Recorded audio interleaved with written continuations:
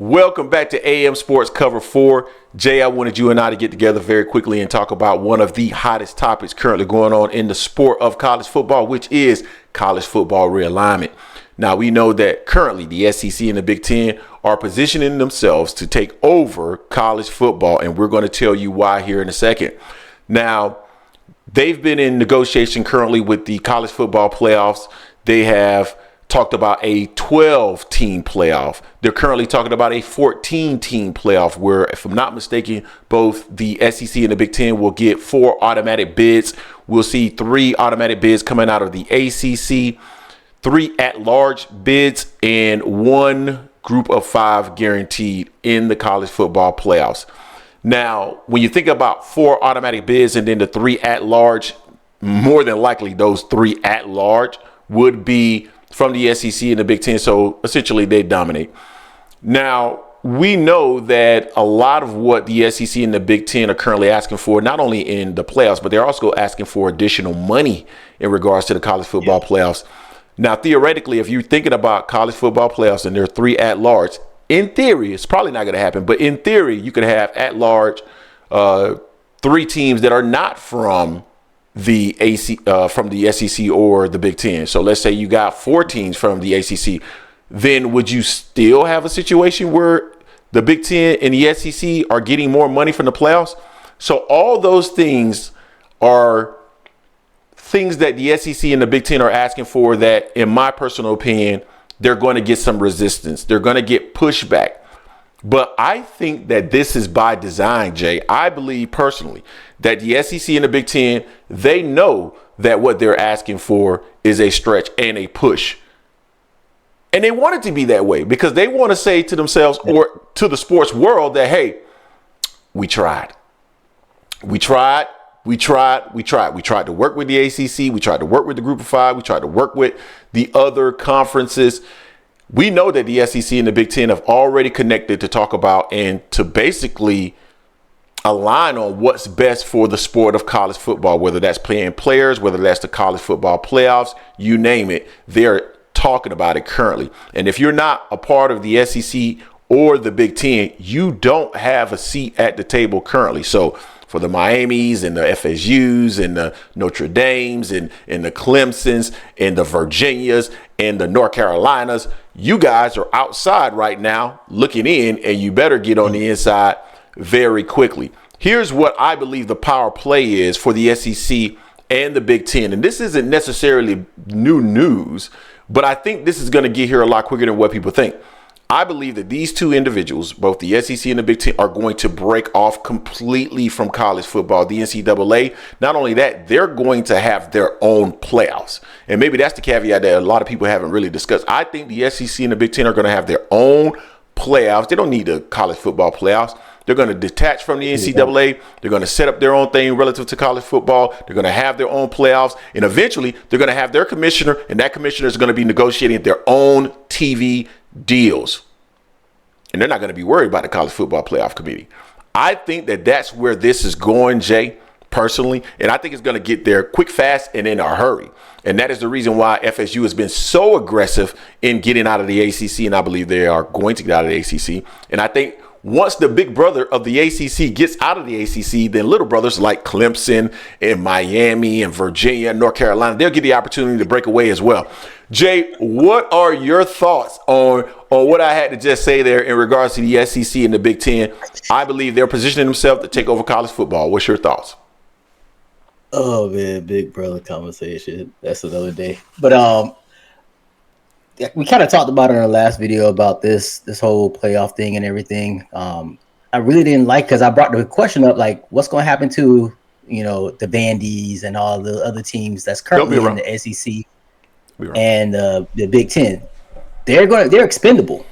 They're going to be expendable. If they're not winning, they don't have a big brand, they're going to be expendable. To your point, the FSUs, the Miamis, North Carolina, Clemson, the Notre Dame, Virginia Tech, they're going to have to get on board with either the Big Ten or SEC, or they're going to be on the outside looking in, as you stated. The way they have it set up with everything pretty much running through the Big Ten and SEC, getting 8 bids automatically, That's just crazy to me. That's 2/3 of the doggone of the playoff teams, and then they can still get in with the 3 at-large bid. They can have 3 more teams in there. So essentially, they can have basically the whole thing. They can have 9. They can have 9 teams in there. Actually, no. I'm sorry. They can have 11 teams. More, no. They already have 8, and then if they get 3 If they get 4, 4, and 3, 11. Yeah. 11. So they can have 11, and it'll just be Big Ten, SEC, ACC with their 3. So the Pac-12 and the Big 12, or whatever they want to call the Pac-12 is right now, because what, Pac-1, Pac-2, Tupac, whatever they want to call it. Yeah, whatever you want to call it. They don't have much of anything left over. So I mean, it's coming. It is coming. The way those two conferences rather, are positioned themselves. I mean, they already had a big money play because they pretty much have a complete domination of ESPN. You turn to ESPN, you're going to see the SEC or a Big Ten team playing usually on that network. You're going to see it all over the place, and you're going to also see they always push those teams always to the forefront. It's usually the same teams from the SEC and the Big Ten: Ohio State, Michigan, Penn State. SEC, we always talk about the Georgias, the Alabamas, the LSUs, Auburn, and sometimes Florida. And Ole Miss now, with Lane doing what he's doing over there. So it's going to make for an interesting take these next, say, 5 years. So what my understanding is, Miami is kind of stuck with the ACC at least until 2026. From what my understanding is with them, I know FSU has leapfrog. They have a definitely accelerated way of trying to get up out of there. I know Clemson was right behind them because last year before last, Clemson was talking to FSU already.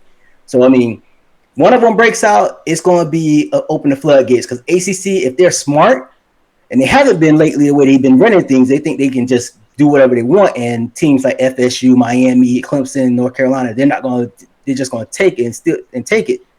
They start open the money up to them and do what they can to try to keep them. Because if they don't have those teams on their roster in the ACC is going to be really left behind. ACC ain't going to have nothing, because no one's going to really think about the football aspect of it when you have a Duke as your front runner.